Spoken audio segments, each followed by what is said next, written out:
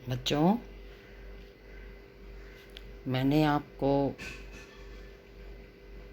संधि के विषय में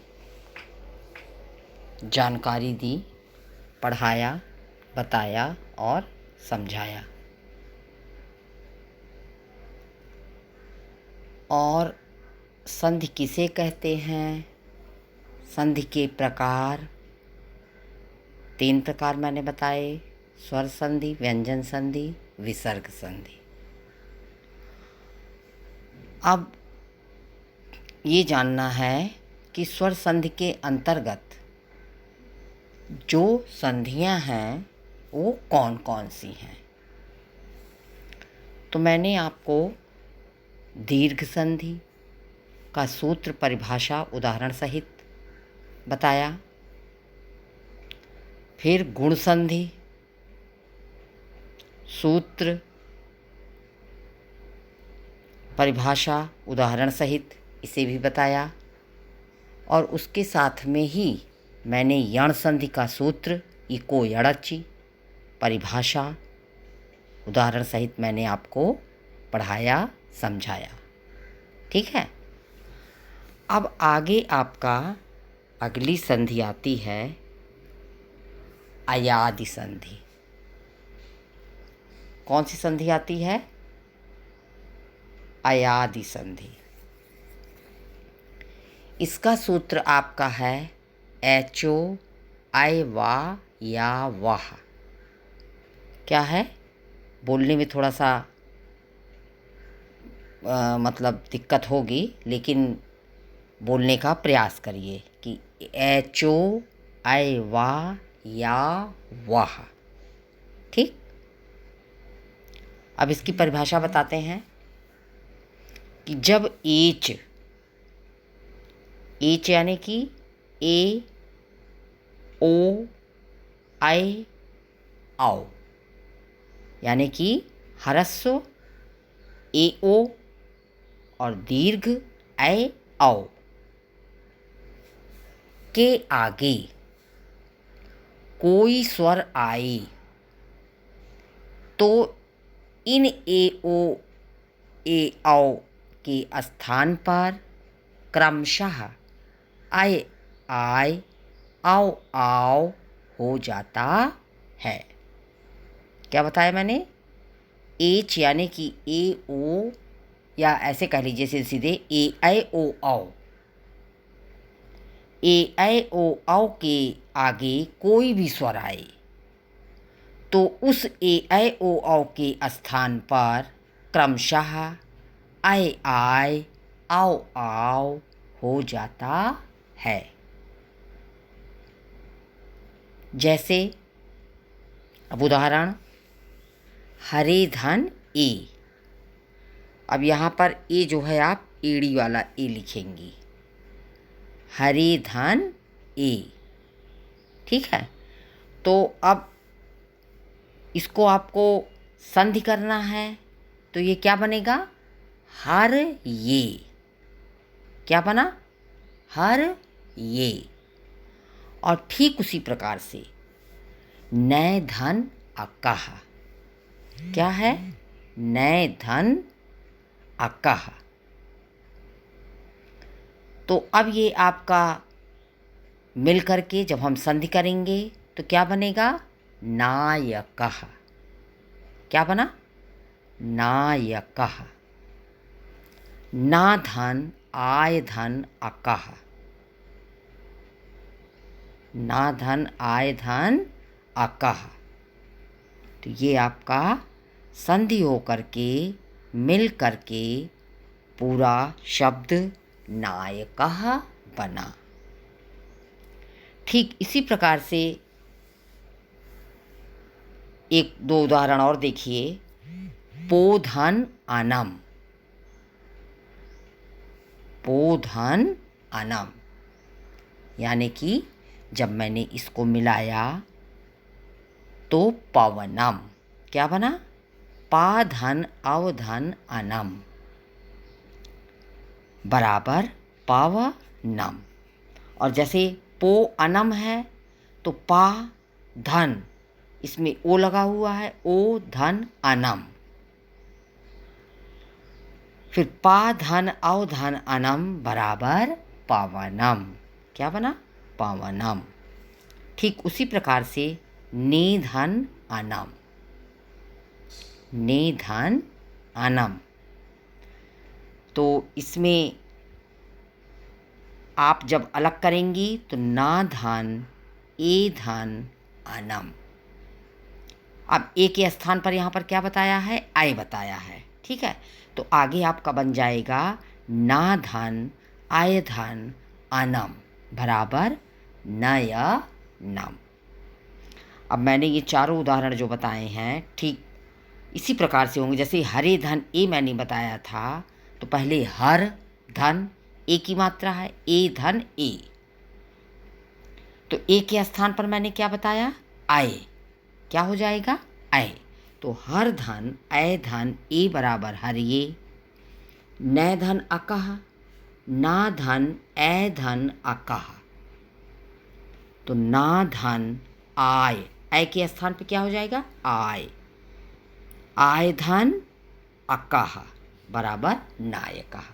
तो मैंने ये आपको 4 उदाहरण बताए। अब इसको पहले आप परिभाषा खूब अच्छी तरह से पढ़ेंगी, सूत्र को याद करेंगी, और जो मैंने 4 उदाहरण बताए हैं उसके अलावा भी आपकी पुस्तक में और भी उदाहरण दिए हुए हैं, तो उसको आप पूर्ण रूप से समझने का प्रयास करिएगा। मेन परिभाषा के अनुरूप ही आप को समझ में आएगा। जैसे सीधे सीधे देखो लिखा हुआ है परिभाषा में कि जब एच ए ऐ ओ औ के आगे कोई भी स्वर आए तो इन ए ऐ ओ औ के स्थान पर ऐ आय औ आओ हो जाता है। एकदम सीधा सीधा परिभाषा में लिखा हुआ है। तो इसी के अनुरूप आपको उदाहरण में पहचानना है, लिखना है और जानना है। ठीक, अब ये आपकी हो गई अयादि संधि। स्वर संधि के अंतर्गत है ये संधि। फिर अगली आपकी आई पूर्व रूप संधि। कौन सी आई? पूर्व रूप संधि। अब इसका सूत्र क्या है? एंग पदांता दति। क्या है? एंग पदांता दति। अब इसकी परिभाषा देखिए। जब तक ना समझ में आए उसी परिभाषा को 2 बार 3 बार उसको पढ़िए और समझने का प्रयास करिए। ठीक है, किसी पद विभक्ति युक्त शब्द के अंत में यदि ए या ओ आए अथवा उसके बाद दूसरे पद के आरंभ में आ आए तो आ का लोप हो जाता है। किसका लोप हो जाता है? आ का लोप हो जाता है, यानी कि दूसरे पद में आपका जो आ आएगा उस आ का लोप हो जाता है। और लोप के सूचक रूप में खंडित आ का चिन्ह अवग्रह, अवग्रह यानी कि हम आपको ऐसे सिंपल रूप में बताते हैं। जैसे आप इंग्लिश में एस लिखती हैं, एस के रूप में रख दिया जाता है। जो दूसरे पद का आ आएगा, जिस आ का लोप होगा, उस आ जो लोप हुआ है उस स्थान पर अवग्रह का चिन्ह यानी कि एस के रूप में लिखा जाएगा। जैसे हरे धन आओ। क्या है? हरे धन आओ। तो आपका हरे है, रा में ए आया। क्या आया? ए आया। ठीक है, और आओ में पहला अक्षर आपका ह्रस्व आ आया, तो इसी का लोप होगा। क्या होगा? लोप होगा। मतलब ये आप आ को नहीं लिखेंगी, इस आ के स्थान पर अवग्रह चिन्ह एस के रूप में, तो पूरा मिल करके ये हमारी संधि क्या हो जाएगी, हरे आओ। बोलेंगे हम आओ, लेकिन चिन्ह उसका एस के आकार का बनाएंगे, हरे आओ। और दूसरा उदाहरण है विष्णु धन आओ। अब विष्णु यानी कि आखिरी वाले अक्षर में ओ आया। क्या आया, ओ। और औ का पहला अक्षर ह्रस्व आ, तो सीधे सीधे इसका आपका हो जाएगा विष्णु आव। अवग्रह एस के रूप में बना करके विष्णु आव। ये दो उदाहरण हुए आपके, ठीक है। अब तीसरा उदाहरण आपका आता है हरे धन अत्र। क्या है, हरे धन अत्र। हरे रे में ए आया और अत्र का पहला अक्षर ह्रस्व आ है, तो उसी आ का लोप करके हम हरे अवग्रह रूप में एस बनाएंगे, फिर त्रा लिखेंगे, तो मिल करके क्या बनेगा मेरा, संधि होकर के हरे अत्र।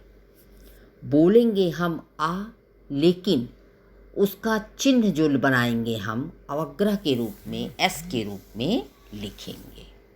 ठीक है बच्चों, समझ में आ रहा है ना। इस संधि में आपको ये विशेष ध्यान रखने की बात है। आप यही अगर ध्यान में रखेंगी तो आपकी संधि सही होगी, आप पहचान भी लेंगी और आप जान भी लेंगी कि ये कौन सी संधि है, पूर्व रूप संधि, यानी कि सूत्र एंग पदांता दति। अब अगला एक उदाहरण और आया, रामो धन अत्र। क्या आया, रामो धन अत्र। अब रामो, मो में ओ आया और अत्र में आ है, तो ओ धन आ हुआ आपका, तो आ का लोप हुआ। किसका लोप हुआ, ह्रस्व आ का लोप हुआ। तो आपने जब संधि किया तो सीधे सीधे आपने लिखा रामो अवग्रह त्रा, रामो अत्र। या इसको आप बोले तो रामोत्र भी बोल सकती हैं, लेकिन रामो अत्र ही बोलिए तो उससे आपको ज़्यादा समझ में आएगा। ठीक है, तो ये आपकी अगली संधि हुई पूर्व रूप संधि। मैंने अभी आपको अयादि संधि, ऐचो ऐवा यावा की परिभाषा मैंने बताई उदाहरण सहित, और उदाहरण को मैंने समझाया भी कि ए ऐ ओ औ के स्थान पर ऐ आय आओ आओ हो जाता है। और पूर्व रूप संधि एंग पदांता दंती मैंने आपको बताया, इसमें दूसरे पद का जो पहला अक्षर होगा उसका लोप होगा। क्या होगा, लोप होगा, वो हम नहीं लिखेंगे, उसी के स्थान पर अवग्रह का चिन्ह यानी कि एस के रूप में उसको लिखेंगे। ठीक है, अब अगली संधि आपकी आई पर रूप संधि। ये मैं सब स्वर संधि के अंतर्गत आपको बता रही हूँ। अगली क्या आई, पर रूप संधि। इसका सूत्र है एंग पर रूपम। क्या है, एंग पर रूपम। ध्यान से पढ़ेंगी, दिमाग लगाएंगी तो सब कुछ आपको बच्चों समझ में आएगा।